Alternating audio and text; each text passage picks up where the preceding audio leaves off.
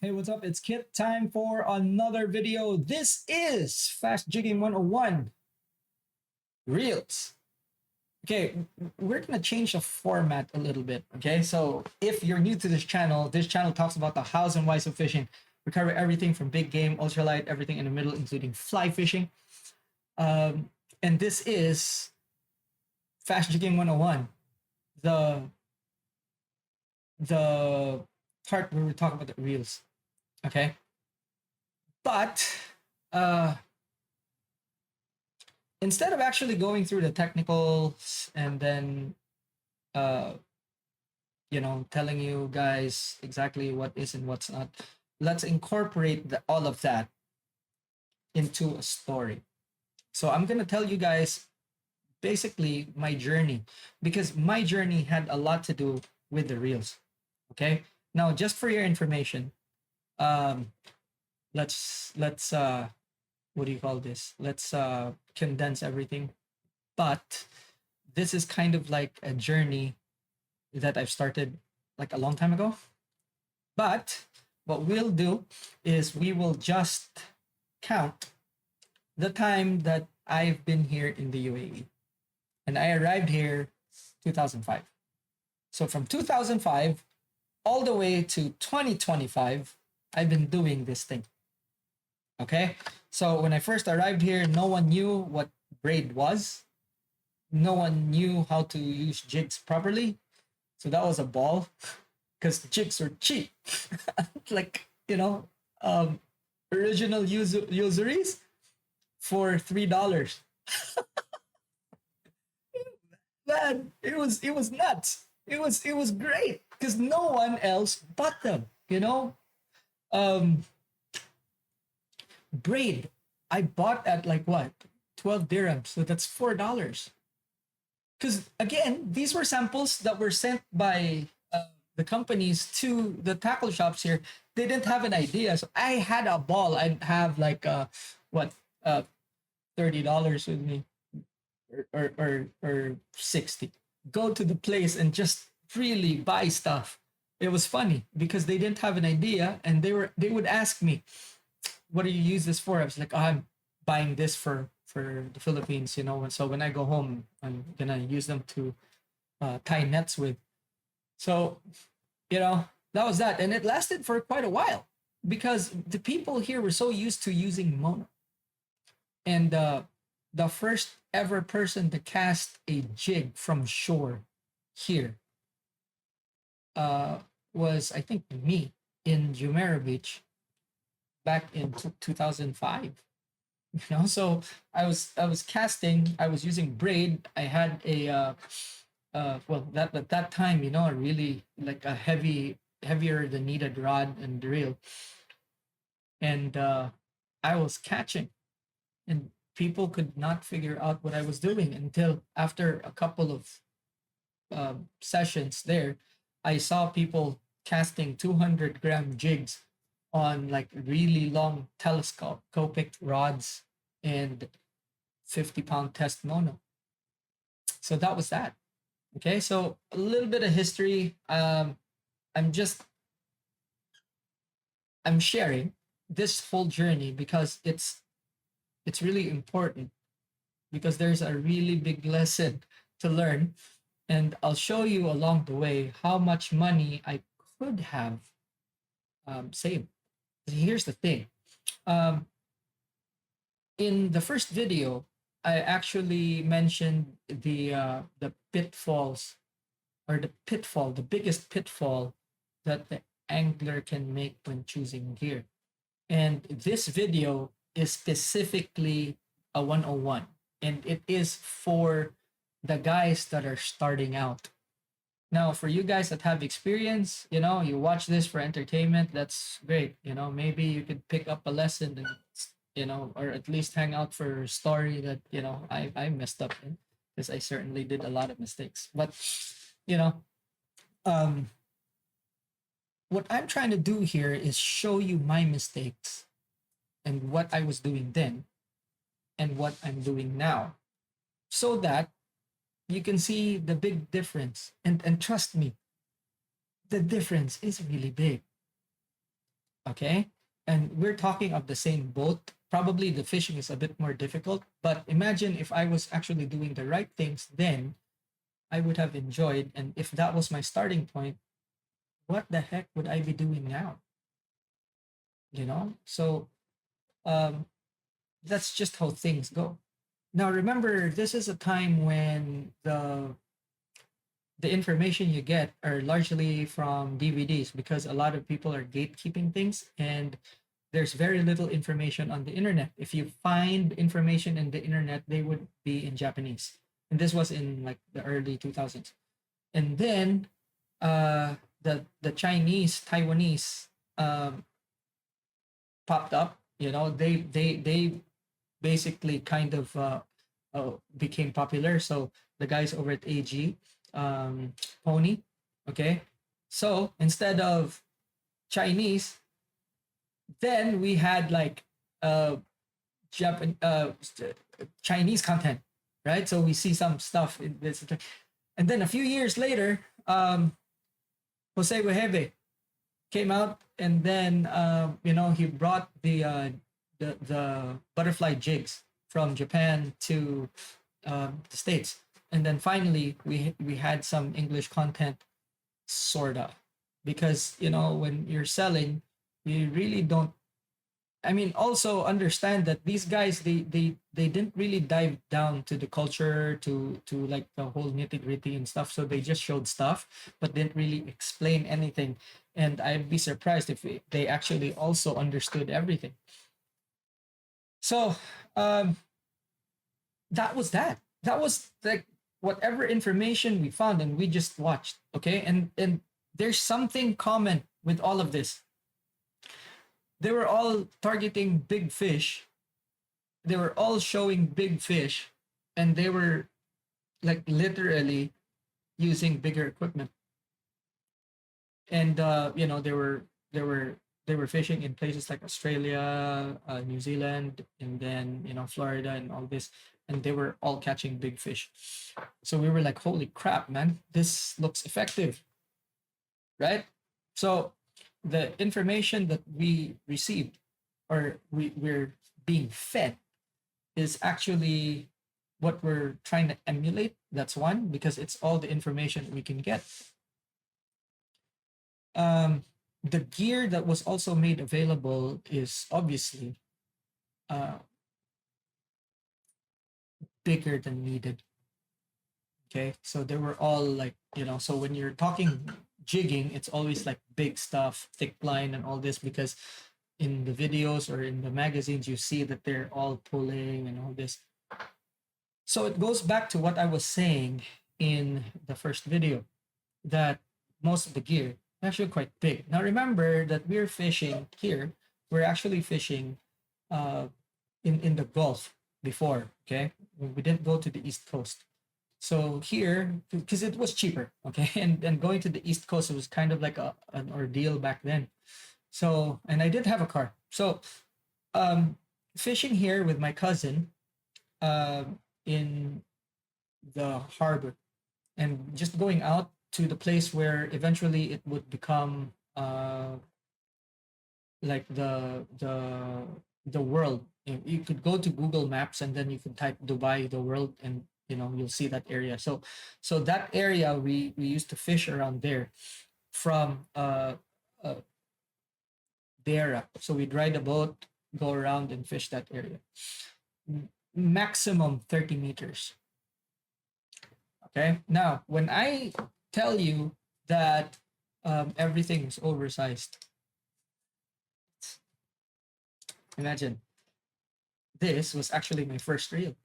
Okay. Not with this handle, obviously. It had a rubber handle. And yes, Kelvin, older than my daughter. So imagine using this 50-pound test and fishing for 100-gram jigs, 150 in 30 meters max. And normally we were fishing 15 to 20, 25 at the very most. Normally we were catching, you know, fish that big. That's it, you know. no more than 4 kilos. And I was using equipment like this, and you know what? It was perfectly okay. It was perfectly normal because guess what? No one knew. So at that point, an 8,000 was actually kind of like a small reel, or it was not small. It was normal, you know. So um, it's very easy to get into it because even if I already had quite a bit of fishing experience then, if I was to decide on something, I would actually decide on something big with a lot of capacity, with a lot of power, so that I don't have to buy other gear. And when I fish somewhere, I could use it. Okay. One thing I got right though is that I was thinking, hey, I am going to be fishing in shallow water. So if I had a fast reel, I'd wind twice and then it goes like to the surface already. So figuratively, it's not like that. Probably 4 winds. But after that, that's when I said like, okay, I need a slower reel. So I bought a PG, not knowing that for fast jigging, this is what you need. Now, um, again, this is a 101 video, so it's for guys that are starting out. What you need is a power gear, a PW for some manufacturers, or a low speed reel.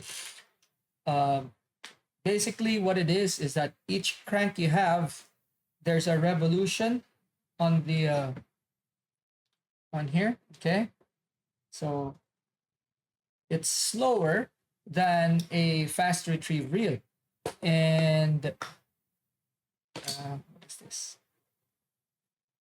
No, it's the same for these for conventionals or overheads.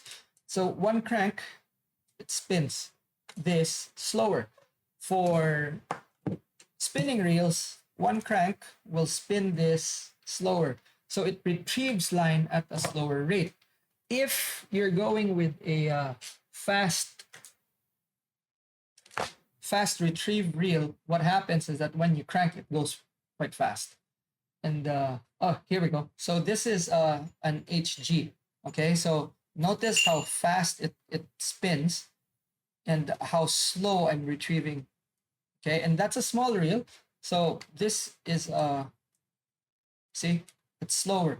And I'm actually turning this slower. Now, when you're fast jigging, what you want is constant movement of the jig. There are jigs that you can pause for like making them work optimally, but the hallmark of fast jigging is that you're always constantly moving your rod and reel. Okay, so could be there's a pause and then bang, pause, you know, or it could be bang, bang, just like that. It depends on the jig that you're using. But see, here's the thing. If you're fishing in, say, 100 meters of water, just to make it easy. Supposing this is your boat, and then you're dropping. Okay, so this is the red one, the red line. So you're dropping down. Okay. Now, on a low speed reel, what happens is that, let's do this in blue. On a low speed reel, when you retrieve your lure or your jig, it will zigzag.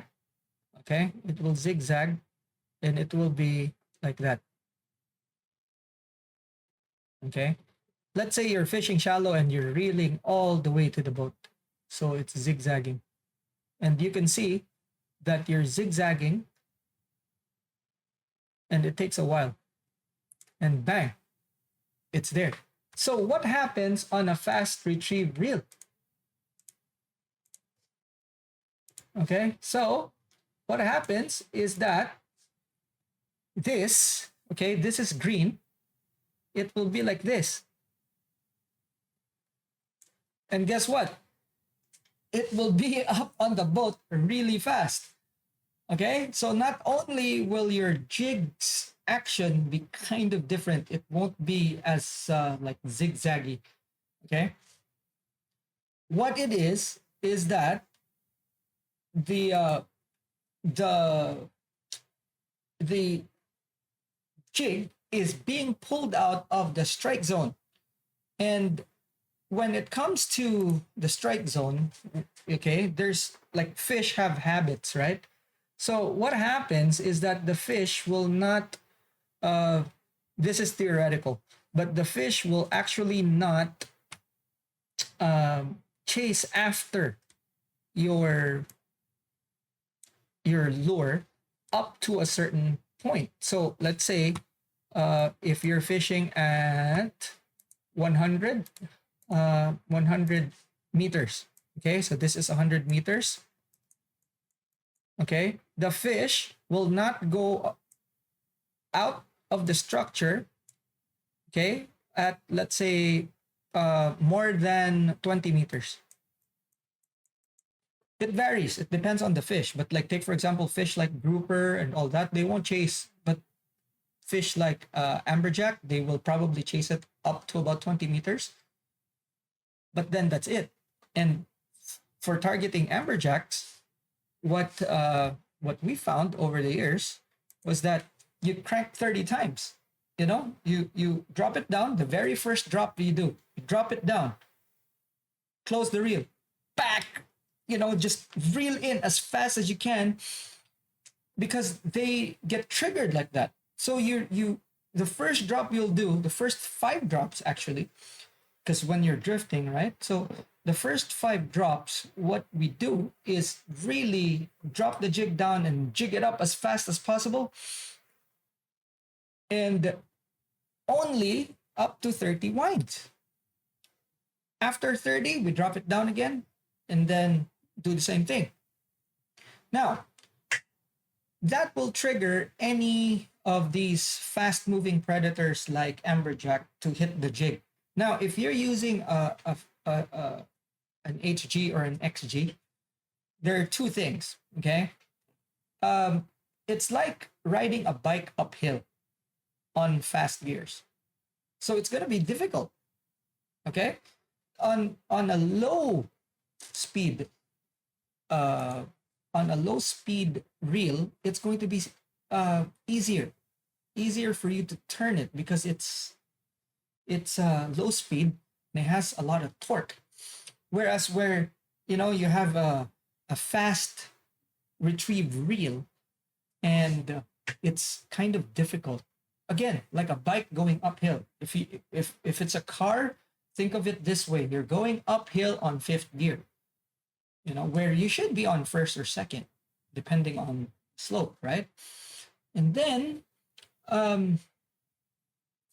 the main thing is for power gears is that it actually stays within the strike zone, and that's very important because guess what? Over that strike zone, there's no other fish, and most of the time you're fishing the bottom. Remember, this was at a time when um, you know we we haven't quite figured out a lot of things yet. Okay, so uh, it was still all exploratory. So fishing and I believe the Japs or the Japanese and the Taiwanese guys have already caught some tuna, but you know people were like going, it's okay, this is for bottom fish. So we didn't know yet that we could target pelagics with fast jigging. We didn't know yet. And aside from that, what the hard part was of obviously we can't buy stuff locally. So as much as we wanted to, even if you had the money to buy, you actually had to buy elsewhere. Because guess what? All people were selling here were cheap stuff. You could not buy a Stella, you could not buy a Twin Power back in the day. You could buy pens, and you could buy a lot of trolling stuff, rods, reels, monoline, all this, but you can't find specific stuff like these twin powers. In fact, a lot of people didn't even know what a twin power was back in the day. Now it's common. Stellas are common. So that's that. Okay. So now here's the thing.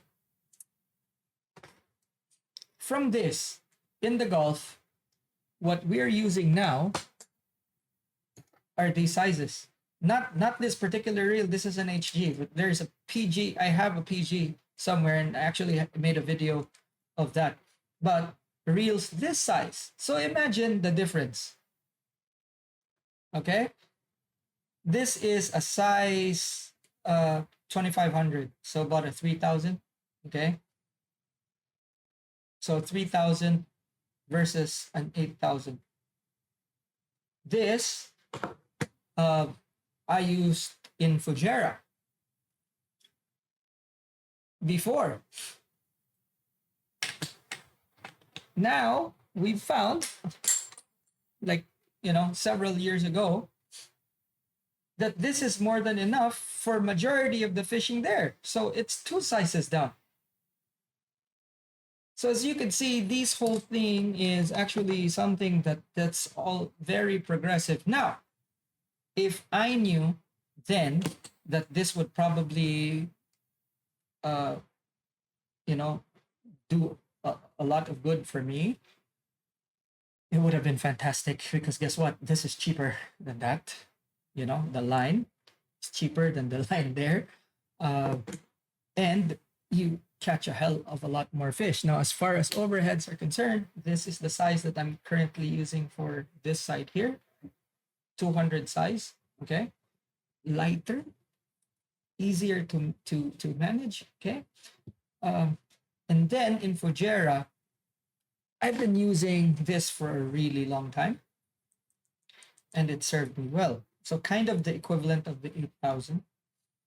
And then I've upgraded it to this one right here, but that's another story. But so this, okay, but discontinued, and you had to modify it.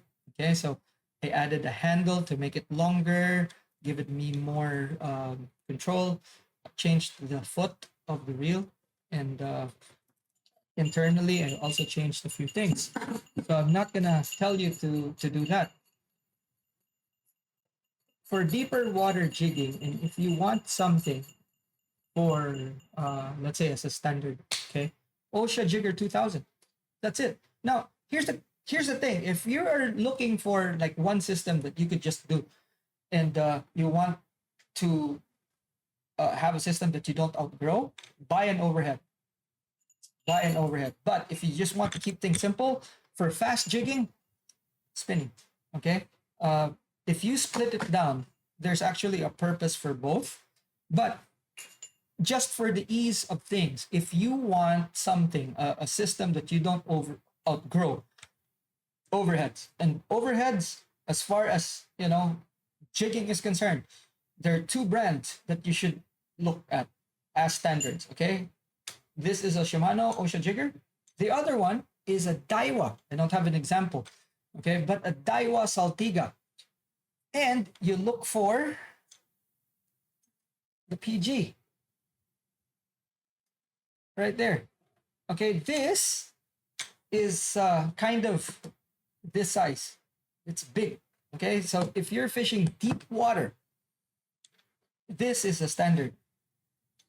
Holds decent amount of line, very strong, and this is a Japanese domestic model, JDM.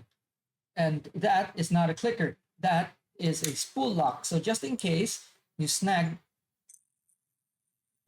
reel in tight, pop it. Now, if you're fishing in shallow water for smaller fish, okay, a reel like this will suit you well. And this is a 200 sized Ocea Calcutta. Yeah, Ocea Calcutta, because an Ocea Conquest is actually gold. Okay, and this is, man, this serves me really well for fishing here in shallower water up to like up to 30 meters. possibly I could push it up to 50. Okay. And I do really, really well with this. I use this for slow jigging, fast jigging, uh, tie rubber. So it's not something that you just okay, even bottom fishing, you know. But see, here's the thing. Now I use thinner lines, smaller jigs, smaller rods. Of course, it's more efficient. It's really more effective than the bigger stuff. What about if you hook onto something big? Hooking onto something big is actually very rare. Okay. So what I have learned is always prepare for what's there every day instead of what's there maybe, because it makes much more sense to actually spend your money in that instead of actually spending on something that may or may not happen. Okay. So like take for example, buying gas in a gas station every day is probably more practical than buying a huge tanker and parking it at your house. It's the same thought. It's literally the same thought. So you know, that is a very very practical and very straightforward advice. Now, two things that you look for here: narrow. Okay, that's why I always say that the 2000 sized Ocea jigger is actually more of a fast jigging reel than slow jigging reel, especially if you look at the capacities. So these two reels narrow because it is easier for you to actually jig it without leveling the line. Okay, so take note of that. So when you're fast jigging, you don't level the line. So a wide spooled reel is very difficult to manage. Now, different story with slow jigging, okay? But with fast jigging, it's very easy for you to actually jig with narrow spool reels. Now, the line is not going to be even after everything. So what you do is just drop it down to the bottom after your fishing session, boom, okay? And then level it. It's as easy as that, okay? So that's a trick for you guys. Now, on smaller reels, they have level winds. So, you know, lighter line and all this. But as soon as you get to heavier lines, don't buy reels with level winds. That is experience talking, because guess what? Those things explode. And you don't want to be caught when that level line fails. So if you're thinking that, hey, you know, you don't know, especially the new guys, because they go like, hey, it levels the line, you know, it's easier. It doesn't help you. Okay. Eventually you'll hook a fish that's strong enough to actually break that, and that's a disadvantage. It's a huge liability. Okay. Now, what about spinning reels? What do you look for? Again, spinning reels, you look for low gear. That's one. Two, don't ever buy reels or don't ever use reels. Actually, you know what? Let me change that. Don't let me go back to the original one. Don't ever buy reels with composite bodies. What happens is that when they're subjected to greater force, it flexes. And when it flexes, the gears inside don't align. And then, okay, also this and this actually kind of bend, you know, like that. And you won't be able to retrieve the line efficiently. So that's why I always say, for I don't know the Daiwa equivalent, and maybe someone that uses Daiwa would be able to fill things in. But buy at least a Stradic, which is like the I think the first reel in the Shimano line, which is cheap and has a steel body. Okay, might be heavier, but you need that.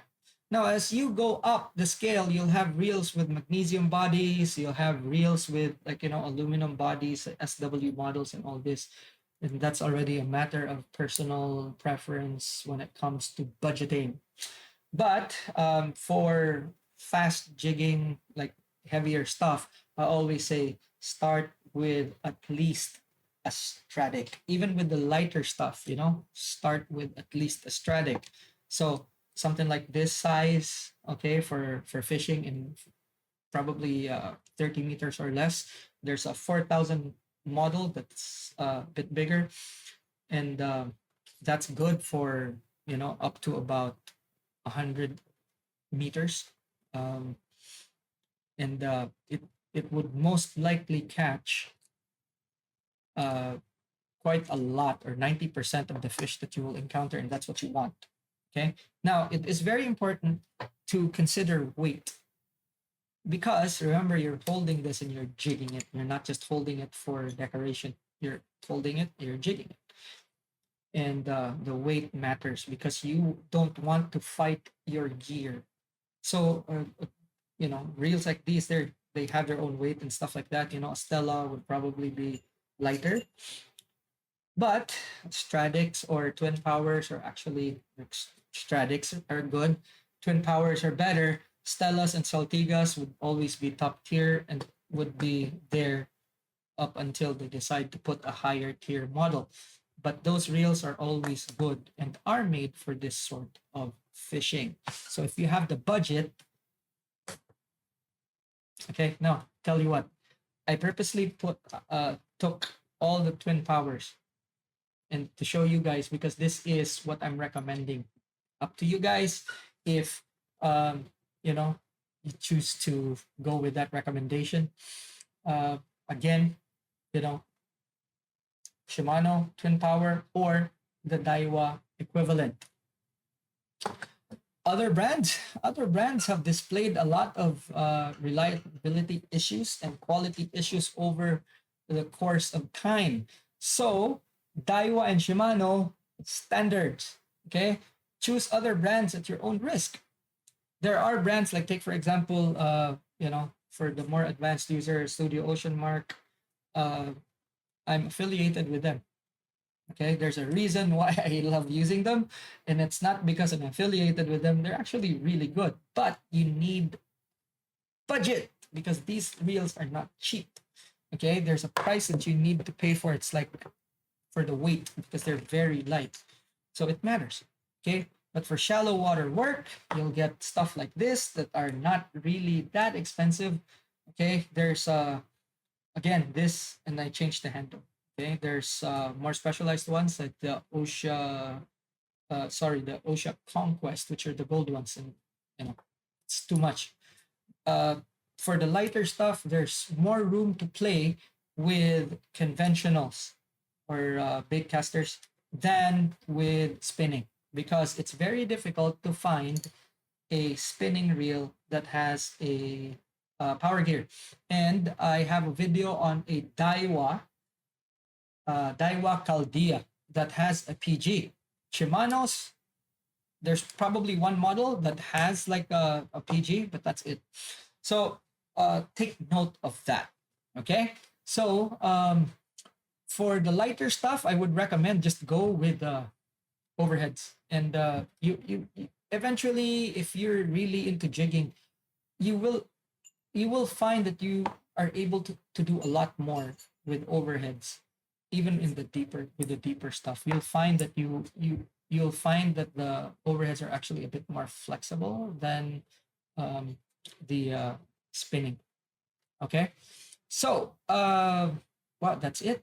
I guess I mean, the journey has taken me in this direction so far. So from really big gear, um, we've shrunk everything down, especially fishing here in the Gulf. Um, it's these guys, and they have been serving us really well, because it's not just me, serving us really well for a good few years. And in the past, it was heavy stuff, bigger jigs, and all this. We caught, can't complain. The jigs were non-existent to a lot of places. Fish have not seen anything like it. But now that things have kind of settled down, the fish have seen stuff, jigs being dropped, and all this.